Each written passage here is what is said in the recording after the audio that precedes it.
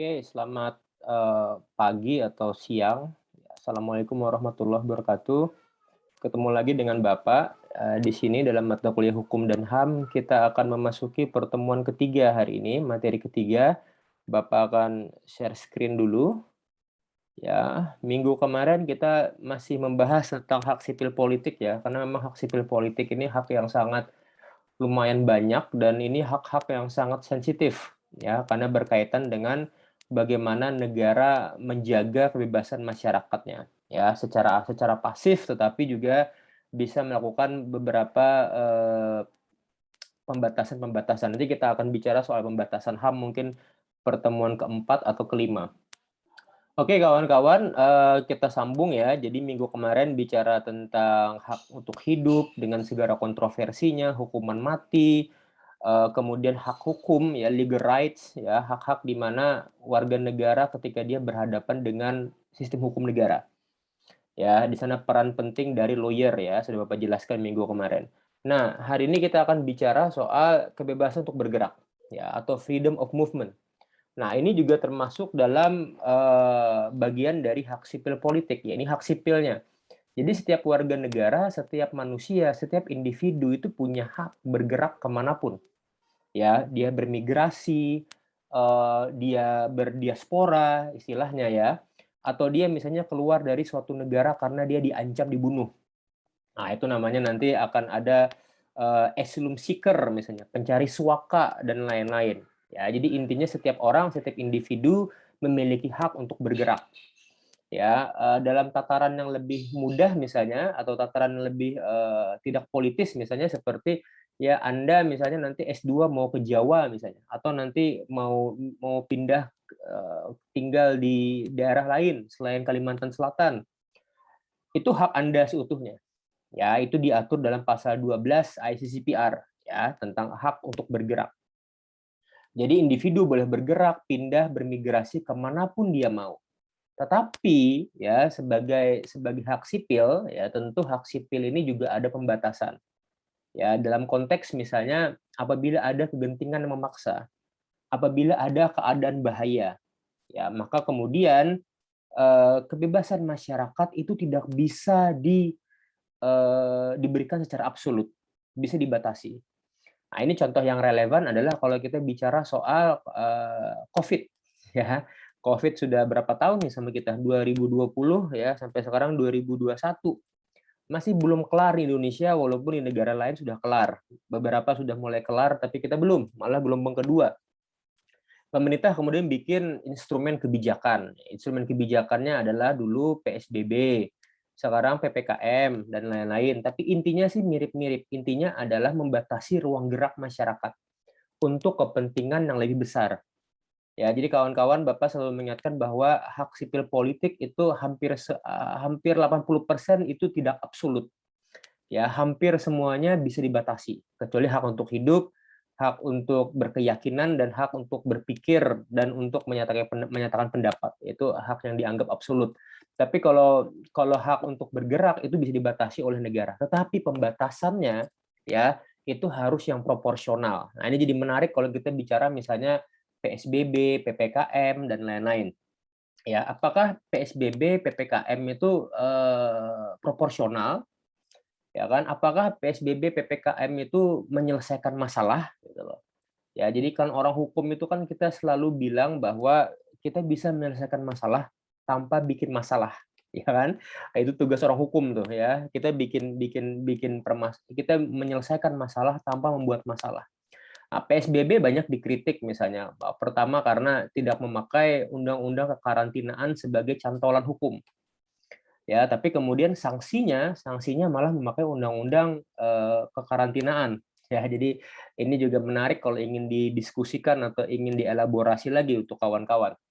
Tapi intinya adalah PSBB, PPKM itu adalah instrumen membatasi. Sebenarnya boleh saja, ya Bapak sih termasuk orang yang sepakat, ya boleh nggak warga negara dibatasi kalau keadaan bahaya, kalau ada kegentingan yang memaksa.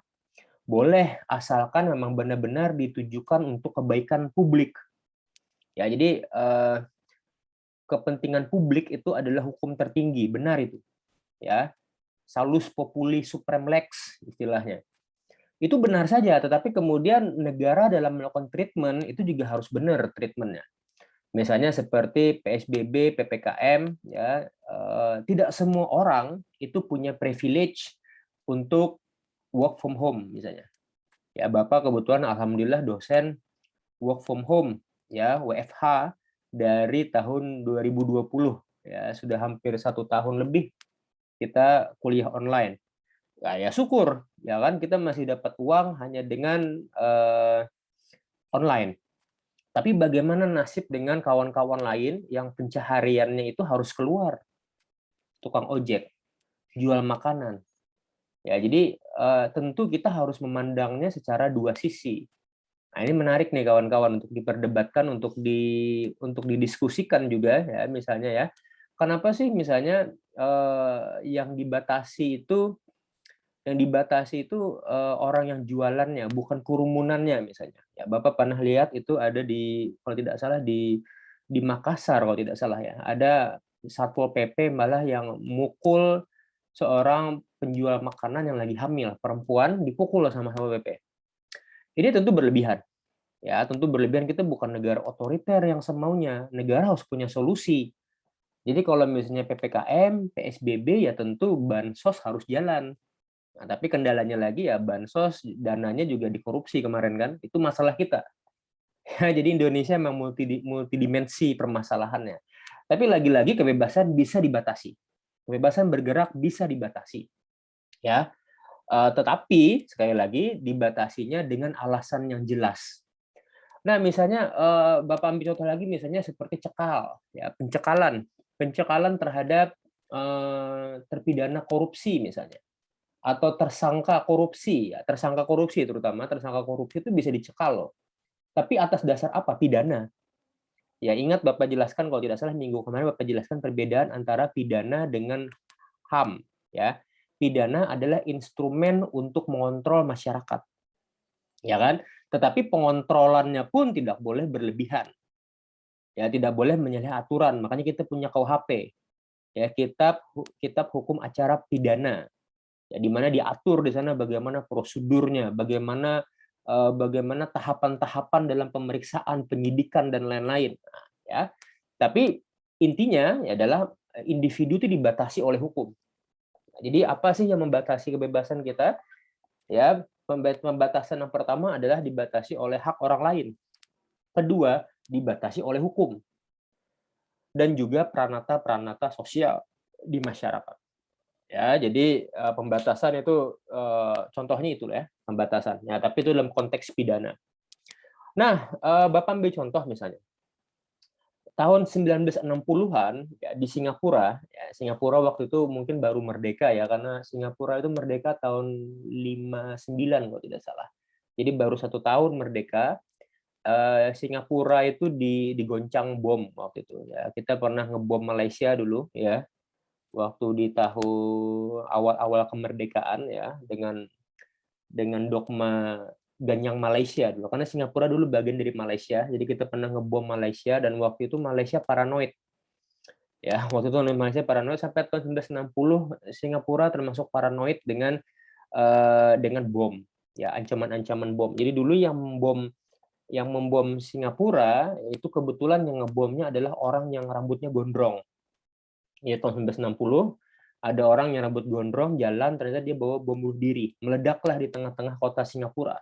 Nah, kemudian pemerintah Singapura bikin kebijakan. Kebijakannya agak aneh, yaitu melarang semua turis laki-laki berambut gondrong. Nah, jadi bayangkan nih, ini kan melawan kebebasan ya, melawan kebebasan melawan kebebasan bergerak ya. Misalnya turis mau masuk ke suatu negara, ya hak dia dong, dia punya uang, dia ngurus visa, dia punya paspor, ya kan, dan dia cukup layak untuk bisa hidup di negara tersebut, ya itu hak dia. Ya kan?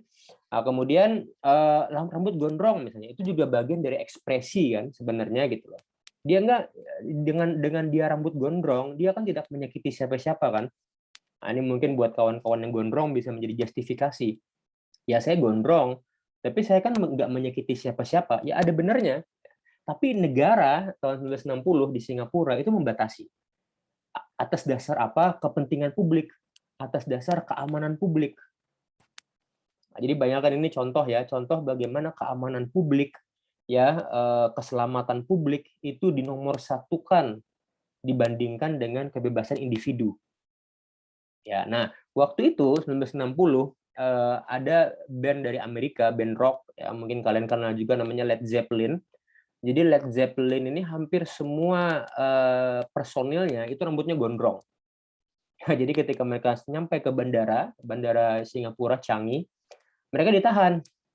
Jadi Led Zeppelin kamu punya dua pilihan. Yang pertama, kamu cukur rambut kamu, bisa masuk, bisa manggung. Kedua, ya kamu keluar, nggak jadi, kembali ke Amerika Serikat. Ya, waktu itu ada debat, ya, ada debat lama dan lain-lain, sama-sama keras. Pemerintah Singapura juga keras, Led Zeppelin juga keras, ya, bersikukuh bahwa mereka akan tetap hadir dengan rambut gondrong mereka. Akhirnya Led Zeppelin batal manggung. Nah, ini contoh-contoh di mana kebebasan bergerak, kebebasan berekspresi itu bisa dibatasi oleh negara dengan alasan-alasan yang tentu masuk akal, tidak berlebihan, tidak paranoid, ya, tidak juga berdasarkan asumsi semata. Nah, itu kawan-kawan ya. Jadi kalau kita bicara dalam spektrum yang lebih luas lagi, misalnya migrasi, ya, migration is not a crime. Ya, itu ada gambarnya kan di sana, migration is not a crime. Jadi ketika ada suatu negara yang misalnya hancur lebur karena bom, karena perang dan lain-lain, misalnya Afghanistan, Suriah dan lain-lain, ya mereka cari kuasa, cari suaka. Ya, mereka cari suaka ke negara-negara lain yang membuka bordernya. Salah satu yang membuka border untuk imigran dan juga pencari suaka itu Jerman, ya, kebanyakan Jerman yang menerima mereka-mereka itu. Tapi itu bukan kesalahan. Ya, walaupun tentu akan menimbulkan masalah baru di internal negara mereka. Oke, berikutnya, nah kita akan bicara tentang hak yang Bapak rasa ini salah satu hak yang paling sensitif, ya, salah satu yang paling sensitif, yaitu hak untuk beragama dan berkeyakinan. Ya, kenapa sensitif? Karena orang itu rela bunuh-bunuhan, rela saling membantai karena perbedaan agama. Ya, jadi itu sudah ada buktinya. Sudah ada buktinya misalnya di mana di Eropa misalnya ada perang 8 tahun antara Protestan dengan Katolik dulu di Eropa sebelum Perang Dunia Pertama, Perang Dunia Kedua, ya itu Protestan sama Katolik berantem dan saling bunuh. Ya, di Islam juga banyak, ya, ada Syiah, ada Sunni dan lain-lain, dan juga saling mempersekusi satu sama lain. Jadi agama ini sensitif, ya, dibutuhkan oleh manusia, tetapi sayangnya juga sensitif, bisa menimbulkan konflik. Nah, jadi bagaimana manajemen dari keagamaan dan berkeyakinan ini diatur oleh HAM, terutama HAM internasional. Freedom of religion diatur dalam pasal 18 ICCPR. Ya, jadi kalau kalian baca ICCPR atau undang-undang tahun 2005 itu, ya, tahun undang-undang nomor 11 dan 12 itu masing-masing tentang undang-undang sipil politik dan ECOSOC. Ya, kalian bisa lihat itu terjemahannya, itu semua adalah terjemahan dari ICCPR dan ICSCR. Jadi kalau kalian lihat pasal 18 di sana dilihat bahwa setiap orang itu punya hak, ya, punya hak untuk memeluk agama dan berkeyakinan sesuai dengan apa yang dia yakini. Ya, jadi beragama itu hak individu yang mutlak. Nah, jadi nggak bisa negara memaksa, misalnya negara memaksa kamu yang Islam, kamu harus keluar dari Islam dan menjadi Kristen misalnya, nggak bisa. Begitu juga sebaliknya yang Kristen dipaksa menjadi orang Islam, nggak boleh juga. Nah, kalau kita bicara hak beragama dan berkeyakinan, kita bicara soal keyakinan yang asasi. Maka ini termasuk kebebasan beragama yang absolut kalau kita bicara soal keyakinannya, ya. Jadi kamu mau nyembah siapa, itu bukan urusan negara sebenarnya. Nah, pasal 18 ICCPR ini berkelindan dengan pasal 27. Ya, jadi pasal 27 itu bicara soal hak minoritas dan hak budaya. Nah, ini berkaitan dengan keyakinan. Jadi ada dua aspek, ya, ada dua konsep yang perlu dipahami, agama dan keyakinan. Ya, freedom of religion and belief kalau bahasa Inggrisnya. Belief itu keyakinan. Nah, kalau kita bicara keyakinan, kita bicara hal-hal yang lebih ke kultural, kita bicara lebih kepada yang apa ya, yang berbudaya, misalnya seperti agama-agama lokal, Kaharingan, suku Baduy di Jawa Barat, ya orang Papua juga masih punya beberapa keyakinan gitu ya. Nah, itu yang saling berkelindan di mana seharusnya negara itu harus menjaga kebebasan beragama dan juga kebebasan bagi orang minoritas tersebut. Jadi orang-orang minoritas yang punya agama yang berbeda dengan mayoritas itu harusnya dilindungi oleh negara. Nah, itu kelindannya. Ya, jadi pasal 18, pasal 27 itu kerap dianggap sebagai satu kesatuan yang kadang-kadang tidak bisa dipisahkan. Ya, kenapa? Karena negara tidak hanya melindungi agama mayoritas, tetapi negara juga melindungi hak-hak kebebasan beragama dari kelompok minoritas. Ya, di Indonesia kebetulan yang mayoritas adalah Muslim, ya, tapi di negara lain Islam atau Muslim malah menjadi minoritas. Jadi berhati-hatilah dengan apa ya, status mayoritas minoritas. Kenapa? Karena itu tergantung dari di mana kamu tinggal. Ya, misalnya orang Banjar, sekarang tinggal di Banjarmasin, ya kita mayoritas Muslim, Muslim Banjar, kita mayoritas.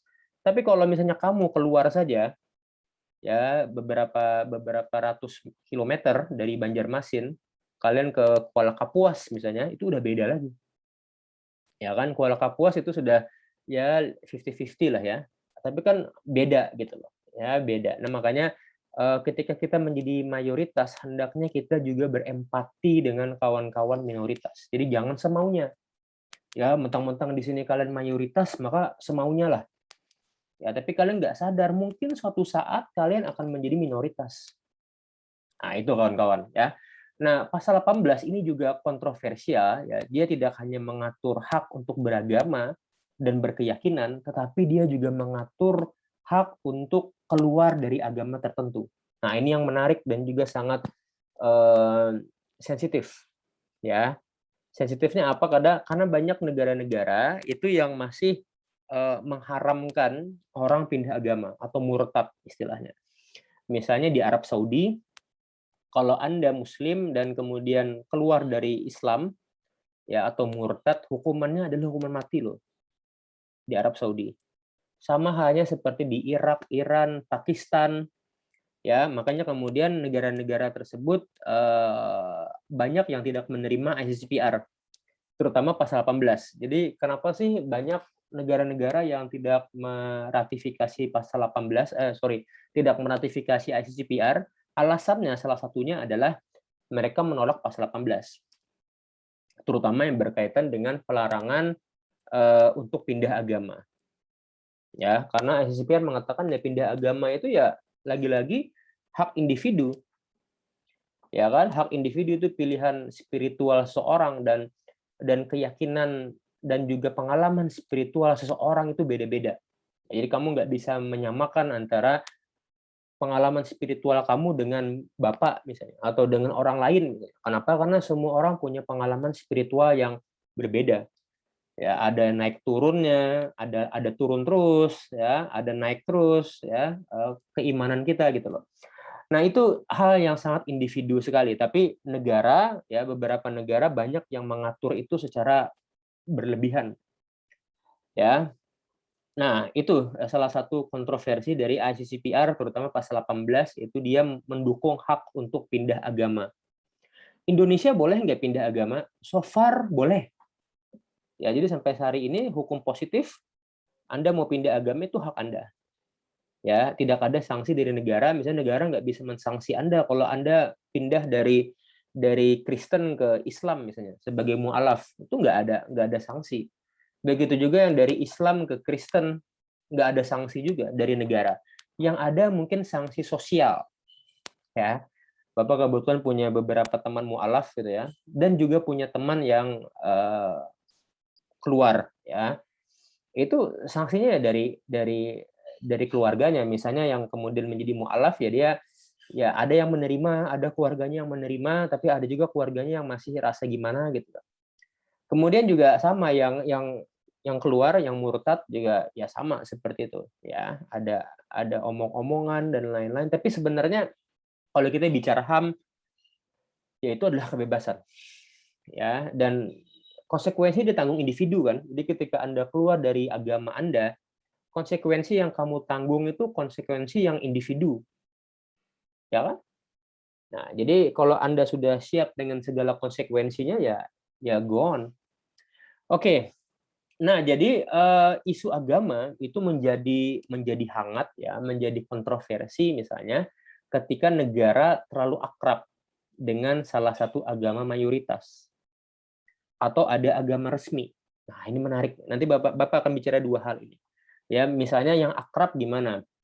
Misalnya ada peraturan-peraturan perundang-undangan yang memberikan privilege, memberikan keistimewaan kepada kelompok agama mayoritas misalnya. Ya, ini juga menjadi isu di mana-mana ya. Misalnya seperti perda bernuansa syariah, itu yang muslim ya, banyak di Sumatera. Ya, kalau di Sumatera Barat itu ada adagium adat besandi sara, sara besandi kitabullah. Ya, jadi di Sumatera Barat ya hukum syariah itu jadi salah satu bagian penting. Di Aceh apalagi ya sudah ada konunnya ya, sudah ada undang-undang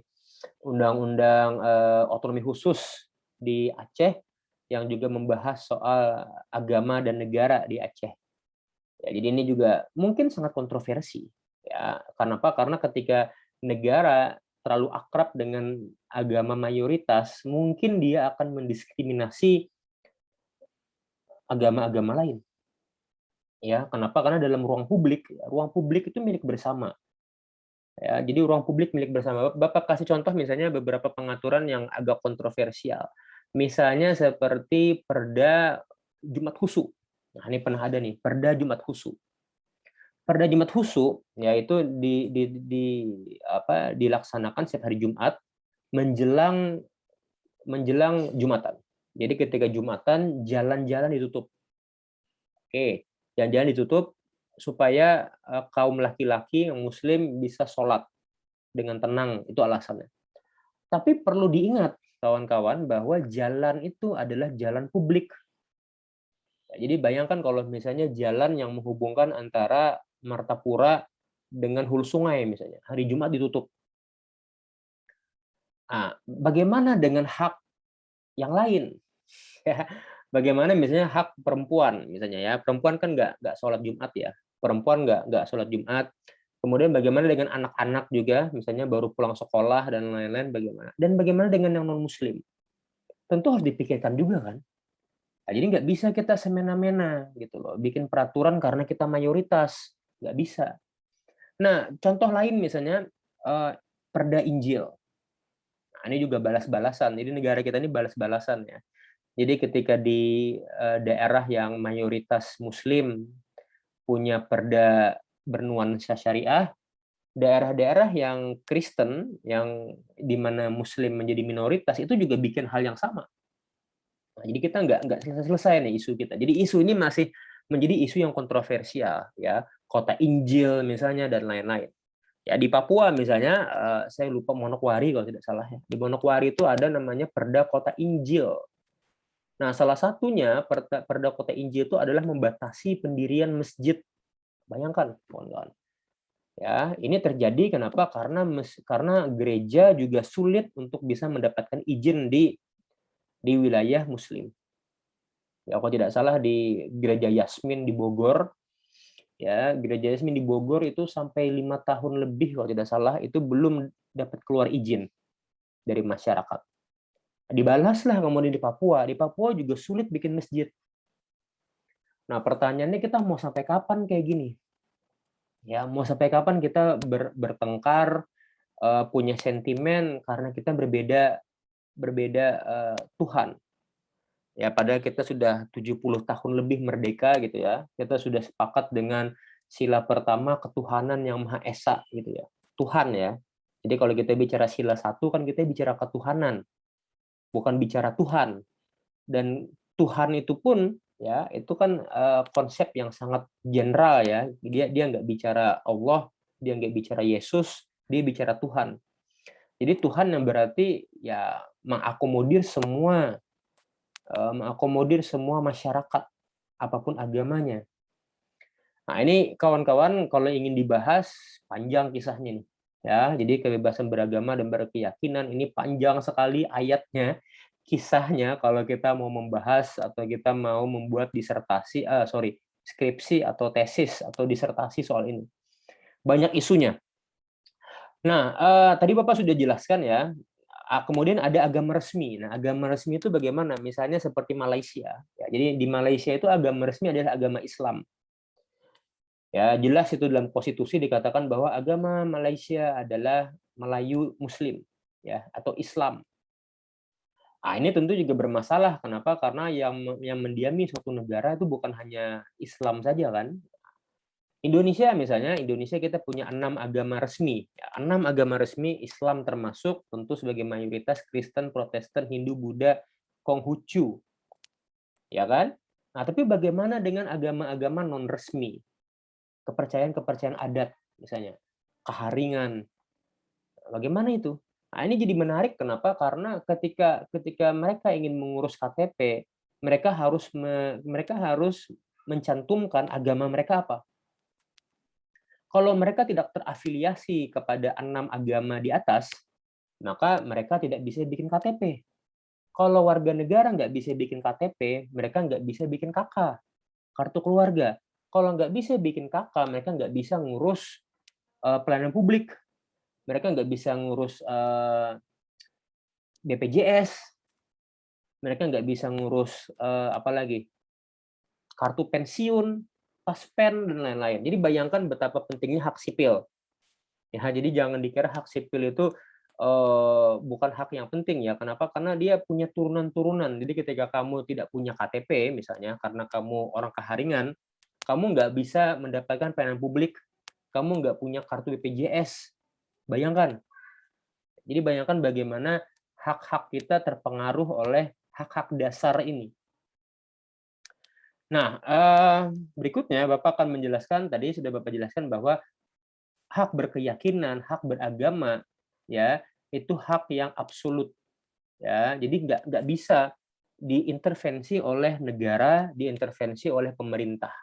Negara tidak bisa memaksa kamu untuk keluar dari agama kamu, negara tidak bisa memaksa kamu untuk tidak beribadah misalnya, nggak bisa. Tetapi ya hak ini ya atau kebebasan ini juga punya pembagian. Ada yang disebut hak forum internum, ada yang disebut forum externum. Nah, ini doktrin yang sangat menarik kita kaji ya.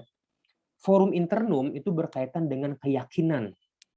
Jadi kalau kita bicara keyakinan, seperti bilang tadi, Anda Muslim, Anda percaya dengan nilai-nilai keislaman, Anda percaya dengan beribadah ya sesuai dengan anjuran Islam, yaitu keyakinan Anda, itu forum internum Anda, itu itu keyakinan Anda secara inherent. Nah, forum internum tidak bisa diintervensi oleh negara. Ya, forum internum absolut. Ya, jadi nggak bisa negara memaksa, kamu pindah agama ya. Nggak bisa. Forum internum. Nah, yang kedua adalah forum externum. Apa itu forum externum? Forum externum ya adalah manifestasi dari keagamaan kita. Misalnya yang Muslim manifestasinya apa? Oh, kita sholat ya, sholat ada 2 kan, ada sholat di rumah sendiri, ada sholat berjamaah. Ya kan, sholat berjamaah berarti dia sudah keluar eksternum. Dia masuk ke ranah publik. Ya, habis itu apa? Pengajian misalnya. Ranah publik, dia sudah masuk ke publik tuh. Ya, kemudian apa lagi? Misalnya sholat Jumat. Sholat Jumat tuh. Ya, dia juga masuk ke publik. Apalagi misalnya, ini bentar lagi mau lebaran kurban. Berkurban misalnya, sembelih sapi dan lain-lain. Ya, itu kewajiban dari agama tetapi dia menyangkut publik. Nah, jadi ketika dia menyangkut publik, dia bisa dibatasi. Nah, jadi forum eksternum ya atau manifestasi agama itulah yang bisa dibatasi, bisa dikontrol, bisa dimanajemeni dengan pemerintah. Ya, aturan-aturan pemerintah itu bisa memberikan manajemen, bisa memberikan pengaturan terhadap manifestasi atau kegiatan-kegiatan beragama. Bapak ambil contoh misalnya, ya ini kontroversi sih, ini agak kontroversi, misalnya tahun 2018, sorry bukan 2018 ya, 2008 kalau tidak salah ya, atau 2010, Bapak lupa. Waktu itu gubernur Jakarta itu masih Pak Ahok, kalau nggak salah 2012 ya. Ya, jadi Pak Ahok dia seorang Chinese Kristen ya. Jadi waktu itu Pak Ahok bikin kebijakan. Kebijakannya adalah menata penyembelihan hewan kurban. Jadi kata Pak Ahok dulu ketika beliau masih jadi gubernur, kita jangan lagi dong nyembelih nyembelih sapi di jalan gitu loh. Kan biasanya kayak gitu kan. Di jalan disembelih sapinya, darahnya kemana-mana, kotorannya kemana-mana, itu nggak hygiene, tidak higienis. Dan itu benar. Ya, Bapak bilang itu benar, kenapa? Karena itu memang seharusnya diatur. Jadi pemerintah DKI mengatur itu, ya dibikinlah ada ruangan tertentu, ada ruangan khusus, itu penyembelihan di sana semua, diatur di sana. Boleh nggak itu? Boleh. Ya, itu nggak menyalahi aturan, tidak menyalahi hukum Islam, tidak ada yang menyalahi itu. Tapi kemudian gara-gara sentimen agama, dulu kan sentimen agama sangat kuat di Jakarta ya, waktu Pak Ahok jadi gubernur tuh sangat kencang ya. Jadi waktu itu dibilang Pak Ahok anti Islam, nggak ngerti masalah Islam dan lain-lain. Padahal apa yang diatur itu benar aja gitu loh. Ya, yang diaturnya apa? Yang diaturnya adalah ekspresi keagamaan di ranah publik. Itu boleh diatur. Nah, apalagi misalnya? Oh ya, misalnya setelah selesai Ramadan kita biasanya pawai, ya kan? Nah, itu pawai itu sebenarnya bukan perintah agama loh sebenarnya, tapi kan itu ekspresi keagamaan. Boleh nggak dibatasi? Boleh. Ya, kalau tidak salah wali kota Banjarmasin dulu juga pernah melarang, ya, melarang tablik akbar dan lain-lain kalau dia sudah kelewatan. Ya kan, banyak juga kan orang yang takbiran tetapi mobilnya isinya malah joget-jogetan. Nah, itu dilarang. Boleh nggak? Boleh banget. Ya. Nah, apalagi misalnya dalam konteks COVID, ya, ini juga COVID jadi sangat kontroversi sekali gitu ya. Misalnya di PPKM, ya dulu kan pernah ada aturan bahwa dilarang untuk sholat di masjid secara berjamaah, ya, terutama dalam konteks keadaan berbahaya, ya, kita lagi keadaan COVID sekarang. Nah, boleh nggak itu dibatasi? Boleh, kawan-kawan. Ya, boleh itu. Nah, jadi kebebasan beragama dan berkeyakinan ada yang berdimensi privat, ya, ada yang berdimensi internum, dia tidak bisa dibatasi. Anda meyakini siapa sebagai Tuhan, Anda meyakini siapa sebagai nabi, itu hak Anda seutuhnya. Ya, pemerintah nggak bisa melarang. Tapi ketika Anda ingin mengekspresikan ya keyakinan Anda keluar, nah di situ ada pembatasan. Nah, makanya kemudian ada forum eksternum di mana negara bisa membatasi kebebasan berpendapat, kebebasan berkeyakinan kalian. Nah, itu ya kawan-kawan, jadi kita harus sadar dengan apa hak kita, ya, apa hak kita, apa kebebasan kita, tetapi kita juga harus sadar bahwa hak dan kebebasan itu tunduk kepada hukum publik. Ya, tunduk kepada aturan-aturan yang memang perlu. Tapi lagi-lagi seperti Bapak bilang tadi, pembatasan hak asasi manusia itu harus proporsional. Nanti akan Bapak bahas di sesi berikutnya mungkin ya.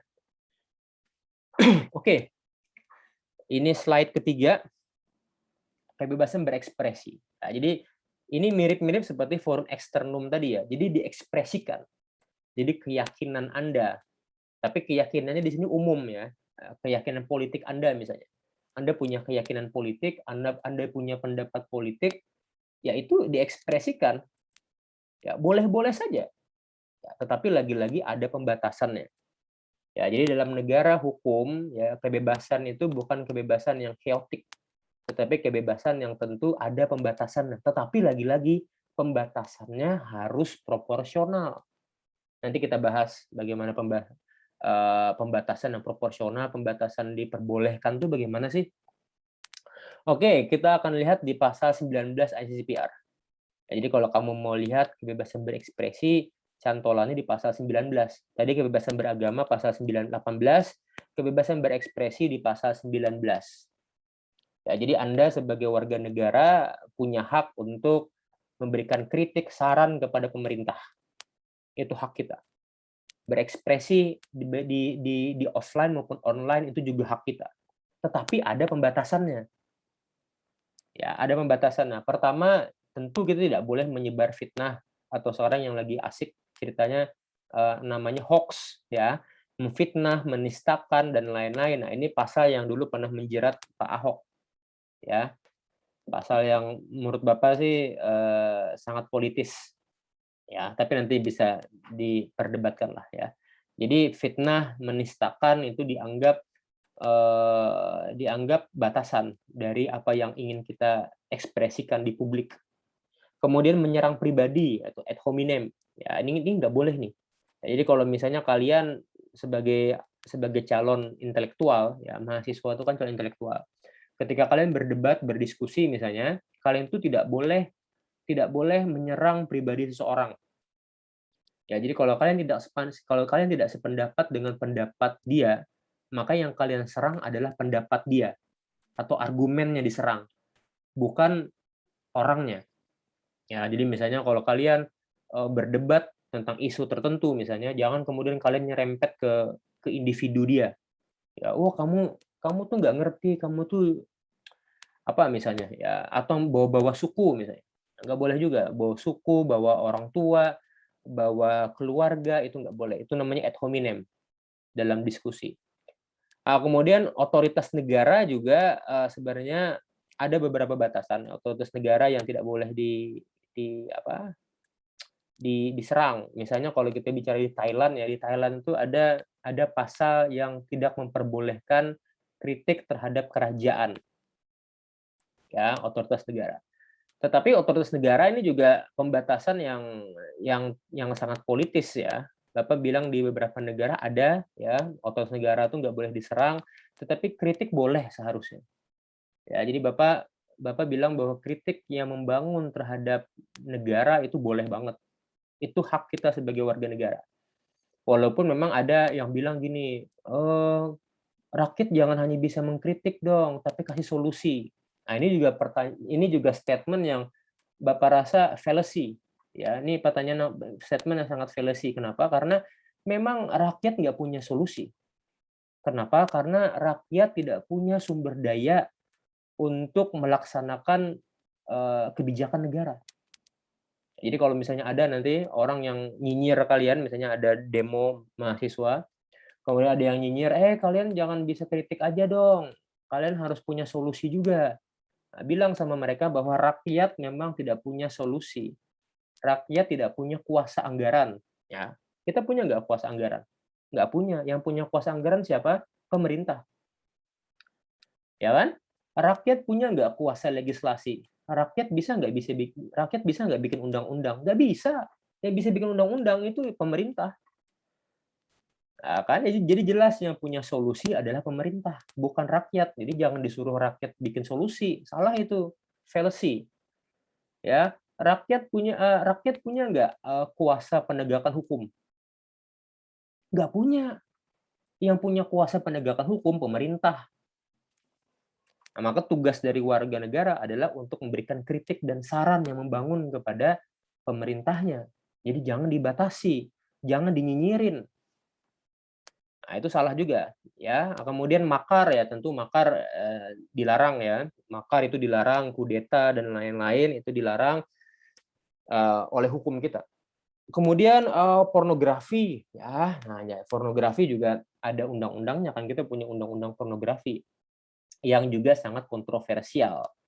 Ya, kita bisa memperdebatkan itu, tapi ya lagi-lagi ya tentu dong ketika kita membawa ke ranah publik, kita kan nggak mungkin membawa hal-hal yang tabu seperti ini kan.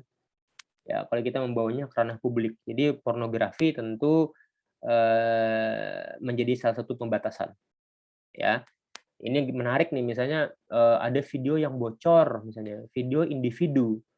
ya, dia menyimpan video itu sebagai properti individu dia ya, properti properti dia ya, properti pribadi dia. Tapi kemudian disebarkan oleh orang yang tidak bertanggung jawab. Ada kasus Ariel dengan Luna Maya-nya misalnya. Kemudian yang terbaru ini kan siapa, ya lupa lah Bapak ya, pernah lah ada kasus itu. Nah itu juga menjadi isu yang tentu sangat menarik untuk didiskusikan. Kelima adalah haki, ya, atau hak atas kekayaan intelektual. Nah jadi kalau kalian tuh, sekarang kan lagi rame-ramenya YouTuber, ya kan, YouTuber, TikTok-an dan lain-lain ya.